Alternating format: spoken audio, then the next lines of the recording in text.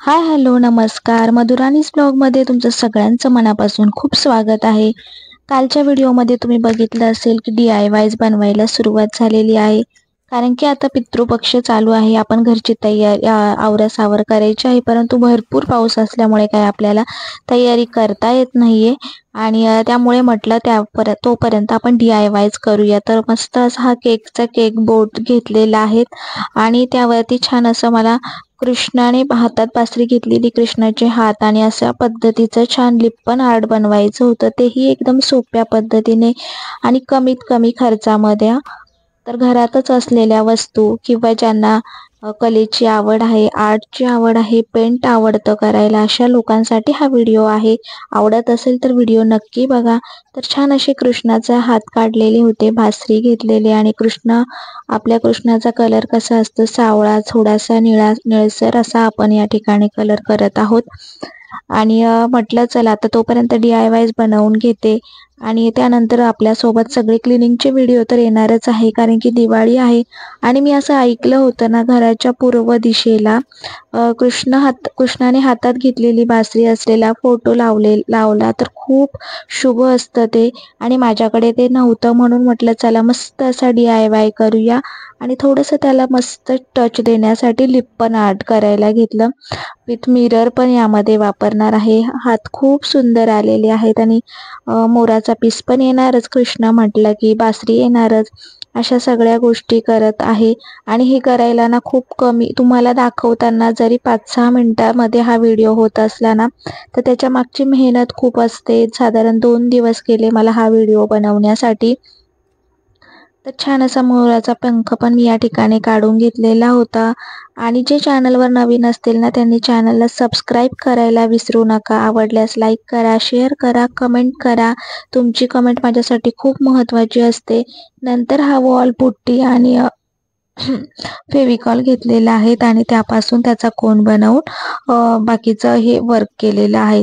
या ठिकाणी क्ले मिळतो तो पण घेतला तरी चालेल. आणि छान असं बासरीला आपण मिरर लावत आहोत, वेगवेगळ्या शेप्सचे मिरर. हे सगळे खरेदी मी एकदाच केलेली नाहीये. मला जे DIYs करायचे असतात त्यावेळेस अशा थोड्या थोड्या वस्तू आपल्याकडे जमा होत असतात आणि घरात कुठली वस्तू आपण फेकायच्या आधी मी त्याचा विचार करते आणि मगच ती वस्तू फेकते. आणि नाहीतर बघू शकतात केक बोर्ड कसे जमा करून ठेवलेत ते. आणि अशा पद्धतीने छान असं DIYs बनवत असते. भरपूर मोठा बॉक्स आहे की यामध्ये सगळ्या काही वस्तू आपल्याला सापडतील, त्या तुमच्यासोबत शेअर करेन. दिवाळी येते म्हटल्यावरती छान छान डेकोरेशन झालं पाहिजे आणि मला स्वतःला डेकोरेशनची खूप आवड आहे, त्यामुळे मी या गोष्टी करते. आवड असते तर सवड मिळते ना, तशातला प्रकार आहे. कितीही मुलं असले, पसारा असला, कामं असले तरी देखील मग आवडीसाठी ही गोष्ट मी नक्कीच करते आणि मला त्यावेळेस ना खूप फ्रेश वाटतं. तर आर्ट आहे ना, आर्ट म्हटलं मग आर्ट इज थेरपी आपण जे म्हणतो ना, तेच खरं आहे. म्हणजे कुठलाही स्ट्रेस असेल ना, तर आर्ट म्हणजे कुठलीही तुम्हाला जे आवडतं तो आर्ट तुम्ही करा. त्यामुळे ना खरंच फ्रेश वाटतं, स्ट्रेस निघून जातो. आणि मला जेव्हा कधीही स्ट्रेस वाटतो किंवा खूप कंटाळा येतो, आळस येतो ना, अशा वेळेस मी नेहमी असं काहीतरी करत असते. तर त्यामुळे मी असे छान छान DIYs बनवते आणि त्याने आपलं घर सजवते. आपल्या हाताने घर सजवण्याची मजाच खूप वेगळी असते. सो हे सगळे DIY जरी मी आत्ता करत असले तुमच्यासोबत शेअर करते, पण माझ्या घरात मी कसे लावले हे तुम्हाला बघण्यासाठी ना आपल्या व्हिडिओज बघाव्या लागतील. कारण की ज्या वेळेस आता दिवाळीची क्लिनिंग होणार आहे, त्यावेळेस या सगळ्या गोष्टी मी माझ्या घरात लावेल आणि माझं घर कसं दिसते हे तुमच्यासोबत शेअर करेन. सो व्हिडिओ बघत राहा.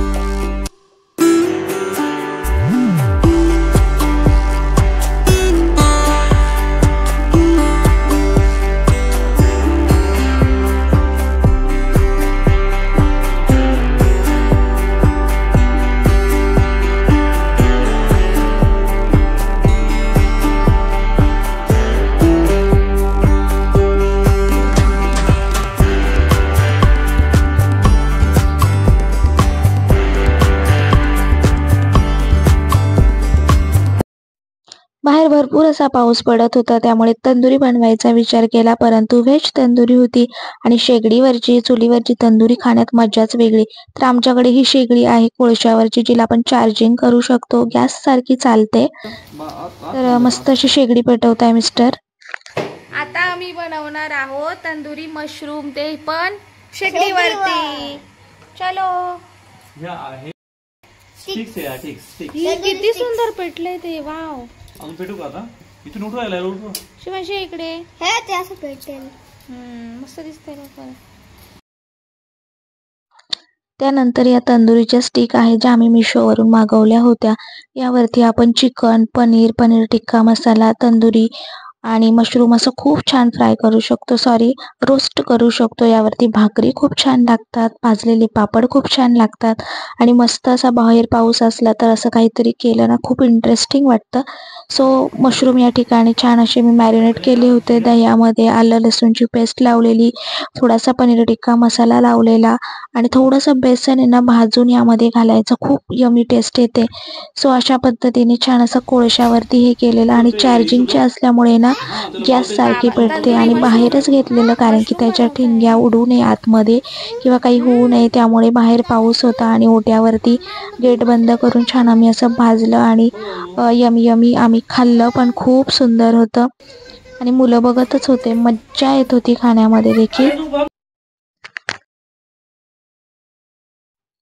तर बघू शकता अशा पद्धतीने छान असं रोस्ट केलं. मग म्हटलं चला बघण्यापेक्षा आपणही थोडी मदत करूया, खायला पण आणि बनवायला पण.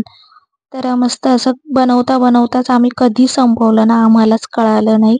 तर एक एक जे बनत होतं ते आम्ही खाऊन घेतलं आणि त्यामुळे तुम्हाला दाखवायला सुद्धा नंतर प्लेटमध्ये राहिलंच नाही. आणि सोबतच ना चुलीवरचे किंवा आहार असतो कोळशाचा, त्यावरती ना पापड भाजले ना तर खूप सुंदर लागतात. तर आता तंदुरी तर खाऊन झालेली होती, त्यानंतर आम्ही पापड आणले आणि भरपूर सारे पापड भाजले. पापडाला साजूक तूप लावून भाजलं ना तर पापड आणखीनच छान लागतात. मस्त अशी मजा केली. एकच चम्मच. हा आणू का? बाई चांगली ती. बाई चॉकलेट. ही चॉकलेट. हो चॉकलेट सारखं लागतंय. यम्मी आहे ना. मला नाही खायचं मला. बाबा यात जास्त मसाला नाहीये. ओरिजिनल टेस्ट आहे त्याची तंदुरीची. बाबा मसाला दे ना. मसाला तसंच आडला खाली. नाही ना. ही दे ना. जरा पटकन पापड्या भाजा.